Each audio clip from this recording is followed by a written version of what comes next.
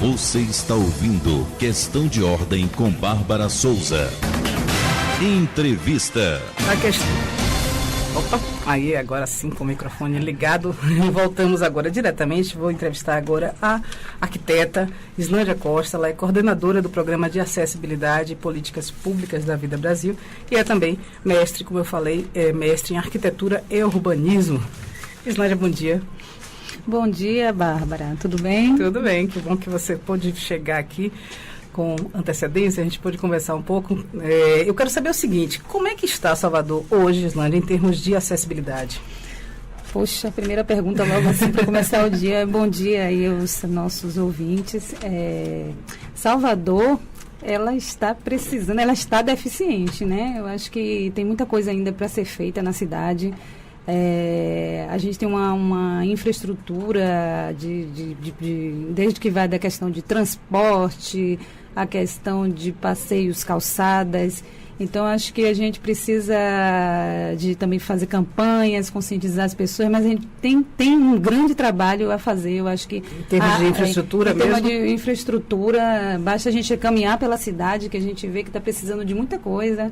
Se a gente perguntar até as pessoas idosas, não vamos nem muito longe de pensar em pessoa com deficiência, mas talvez quem é que já não caiu ou pisou em um buraco, torceu o pé dentro das nossas famílias, dos nossos amigos.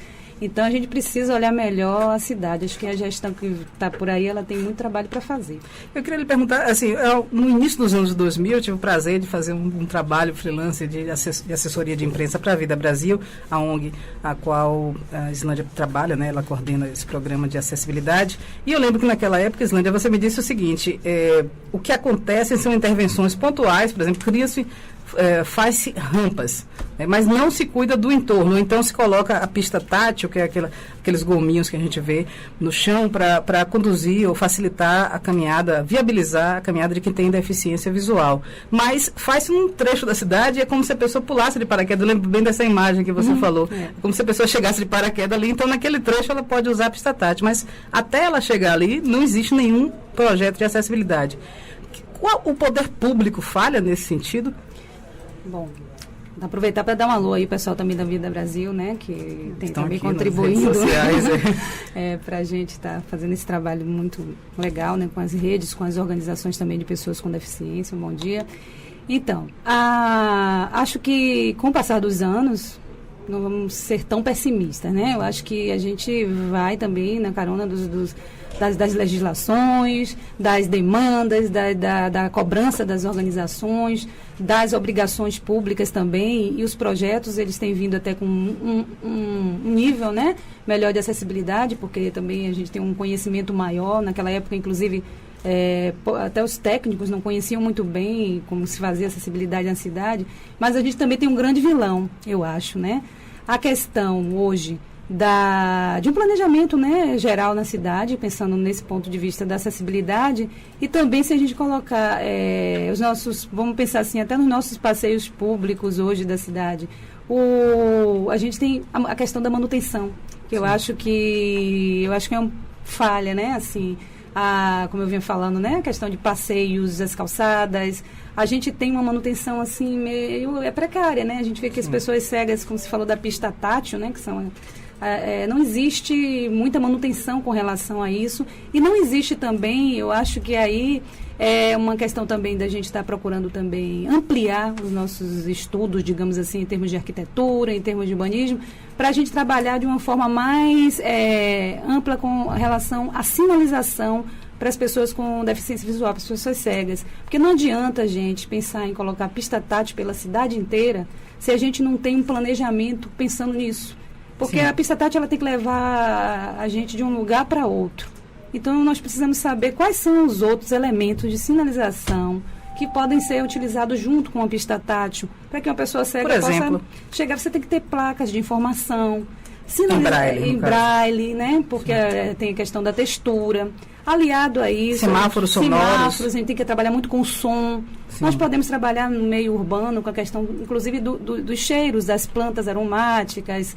A gente tem que criar um sistema, né, que possa ajudar, né, para que a pessoa chegue em um lugar. Se você chegar em um prédio hoje, um vidente, a pessoa que vê, que enxerga, e você procura o sanitário, e tem uma única seta apontando, sem um desenho do banheiro, sem o nome. Quem não enxerga não vai...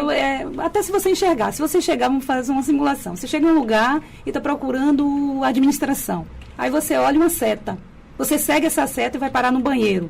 Porque não está escrito a administração, nem tem nenhum símbolo, nenhuma cor, nada. Sim. O que acontece com a pista tátil? Se você seguir, não enxerga, você pisar na pista tátil e vai para algum lugar. Que lugar é esse? Então, nós temos que trabalhar com sistemas, com mais informação, para que isso tudo junto possa contribuir. Se entrar no ônibus, se você tiver uma sonorização, você saber que o ponto de ônibus tal chegou, que você está no bairro tal. Eu lembro que no início da década, perdão, te interromper, no início dos anos 2000, a gente trabalhava com os 10% que a OMS dizia, num sistema estatística nacional, e dizia assim, o dado que a Organização Mundial de Saúde trazia era o seguinte, 10% da população tem algum tipo de deficiência. Hoje, recentemente, acho que a semana passada saiu uma notícia do IBGE, me parece que são 26%, né? Alguma coisa do gênero. Bem mais? Não, realmente. Lá na época, né, a gente não tinha ainda trabalhado com a questão do censo de 2004, trouxe para a gente 14,5% da população brasileira com algum tipo de deficiência, de uma forma geral, né, deficiência física, auditiva, dessas sensoriais, etc.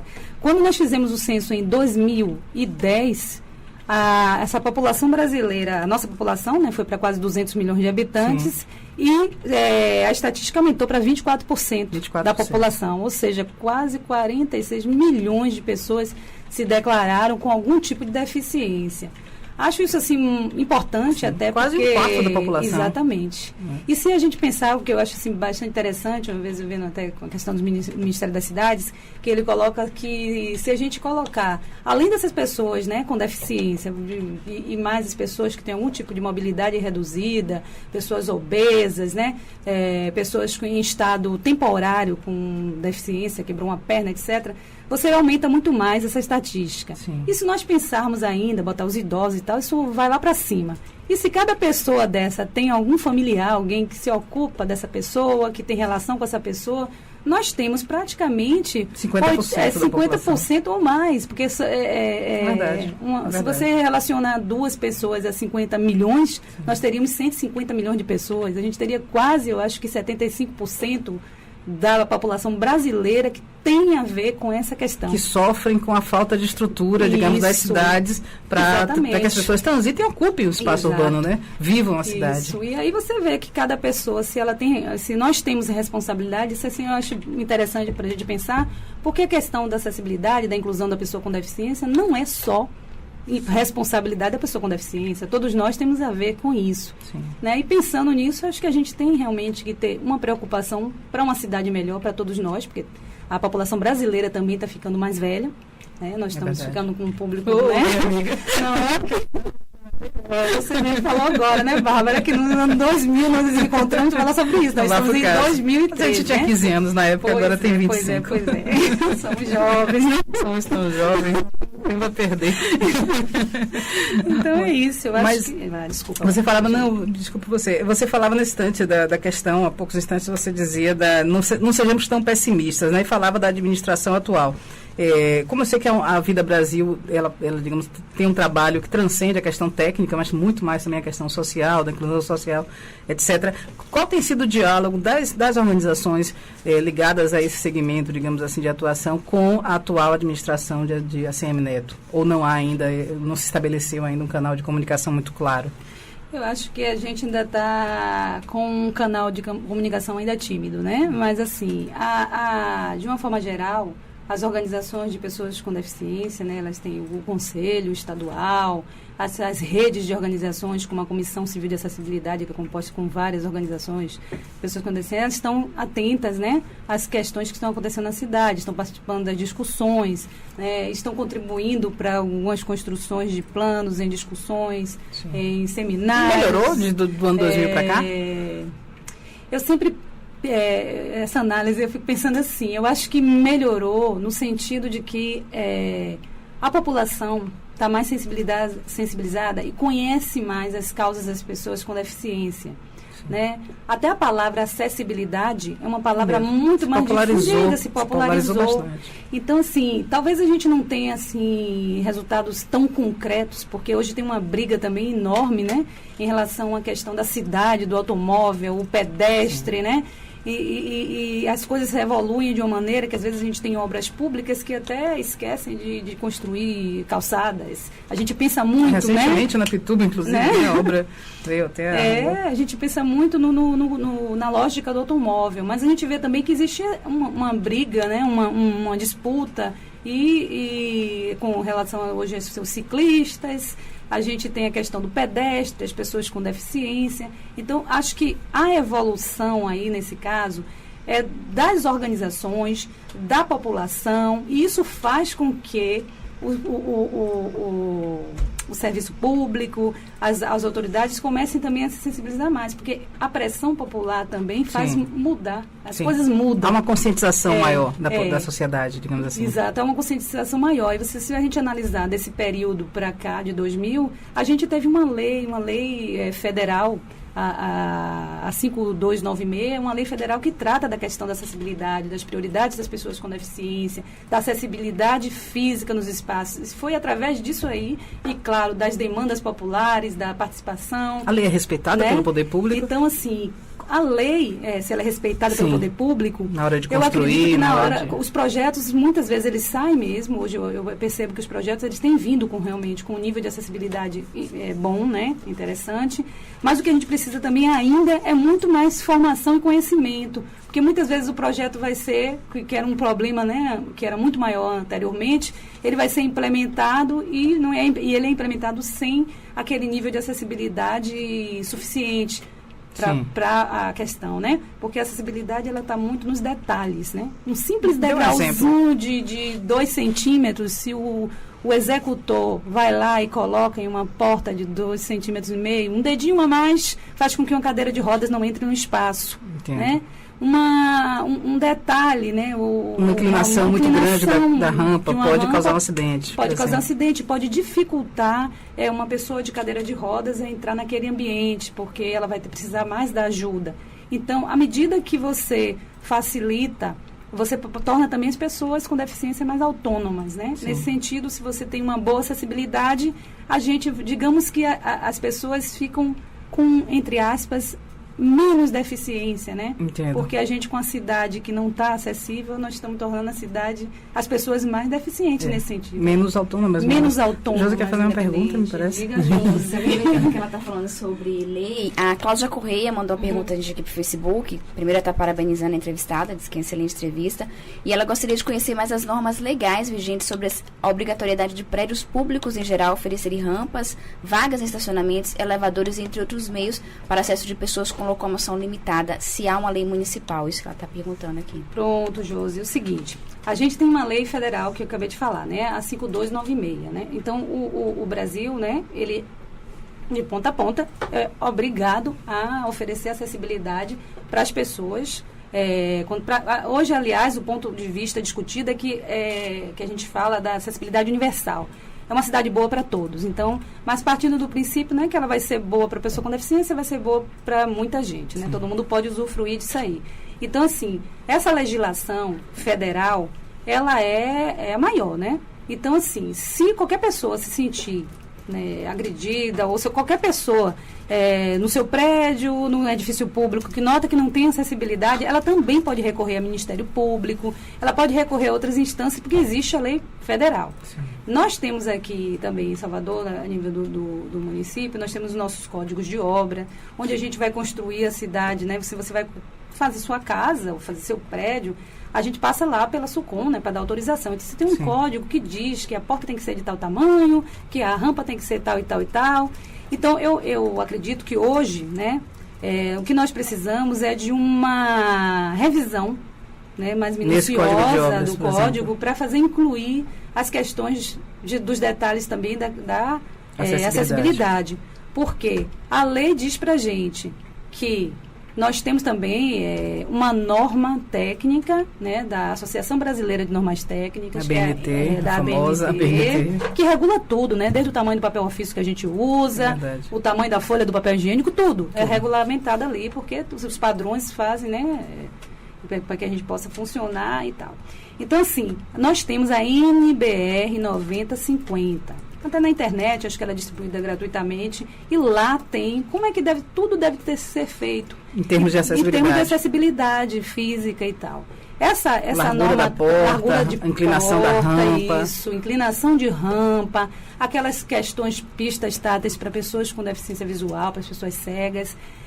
Até largura de porta que você deve colocar, porque se uma pessoa entra com, hoje, por exemplo, o cão-guia, né, que uma pessoa cega utiliza os cães, né? Sim. Que hoje a legislação já admite que essas pessoas acompanhadas pelos cães-guias possam entrar nos ambientes.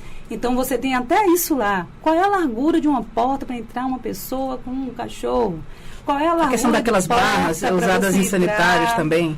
Tem o tamanho da barra, tem o diâmetro, né, que é aquela, o círculo, a circunferência que você pode segurar na barra. Se for né? muito largo, o diâmetro muito grande, não dá para você segurar. Você não segura, e até a gente tem em alguns lugares, tem a questão de corrimão, né, que é onde você vai segurar nas rampas para subir. Sim. A própria palavra diz, né, corrimão, que a sua mão corre, que segura.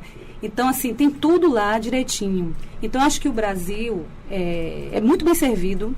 De termos de legislação. De legislação, de norma técnica, inclusive são conquistas que, se a gente vê dentro das revisões dessas legislações e normas, entram conquistas de segmentos de pessoas com deficiência. O fato de ter o cão-guia lá foi porque algumas organizações, alguém lutou para isso, entrou na legislação, se concretizou até em termos de desenho, né? Sim. Em termos de arquitetura. Agora, eu lembro também que na nossa conversa, olha como porque é interessante voltar a falar sobre isso 13 anos depois, para ter uma noção mesmo dessa evolução. Na época, me chamou muita atenção o fato de que o curso de arquitetura da faculdade da FAO, né, da Faculdade de Arquitetura e Urbanismo aqui da UFBA, não tinha naquela época uma disciplina, você me disse isso, não tinha uma disciplina específica sobre acessibilidade. Isso mudou na grade dos cursos de arquitetura de uma maneira geral e aqui especificamente. Eu sei que você não é professora, não está tão por dentro disso, mas você tem notícias do que aconteceu em termos de formação? Bom, como é a velha questão do tempo, né? Sim. Nosso aliado e nosso vilão. É verdade. Eu acho que a escola de arquitetura hoje, ela trata mais da questão da acessibilidade. Eu acredito, posso estar enganada, assim, né? Posso estar enganada, mas a questão da acessibilidade não está em nenhuma disciplina específica, sim, se não me engano, né? Mas alguns professores tratam ela dentro das suas disciplinas de uma forma transversal. Os projetos, como a gente tem uma evolução também com relação à legislação, obrigatoriedade, porque hoje o arquiteto ele é obrigado a ter acessibilidade dos seus projetos. Ele pode responder, inclusive, pela própria legislação. Juridicamente, juridicamente lá, como responsável técnico, ele tem a obrigação de ter acessibilidade no projeto. É importante isso aí. Né? Então, nós temos as nossas anotações de responsabilidade técnica, que são documentos, né, quando a gente dá entrada em projeto e tal, que é obrigatório ter, que a gente responde e assina pela acessibilidade. Então, o fato da legislação, aí a importância até da legislação nesse sentido, né? Que às vezes a gente pode até não ver o resultado e tal, mas o fato de você ter essa obrigatoriedade, então o ciclo começa. A universidade começa a se mexer, o professor já tem que ver aquilo, tem que se adequar. Aí você vai lá, o construtor mesmo faz errado, mas aí ele tem que se adequar àquilo. Você acaba indo, digamos assim, com a maré. Sim. Você vai ter que se adequar. A minha, digamos assim, observação, talvez a minha inquietação, é que eu acho que deve haver, sim, pelo menos de início, talvez depois a gente não precise mais, aquela disciplina, sim, tratando sim, da questão específica, tecnicamente da acessibilidade, para que isso vire, digamos, uma cultura assim, que seja profissional, né? Porque isso, assim, é extremamente importante E não é uma coisa voltada só para a pessoa com deficiência. É um trabalho para a diversidade, né, das pessoas, da sociedade. Isnâdia, eu vou precisar interromper, porque assim, nosso programa é curtinho, mas eu queria te ouvir no último momento, assim, qual é o sonho, digamos, qual é a cidade ideal do ponto de vista de acessibilidade, a cidade mais inclusiva socialmente, se você puder resumir, assim, um minuto e meio.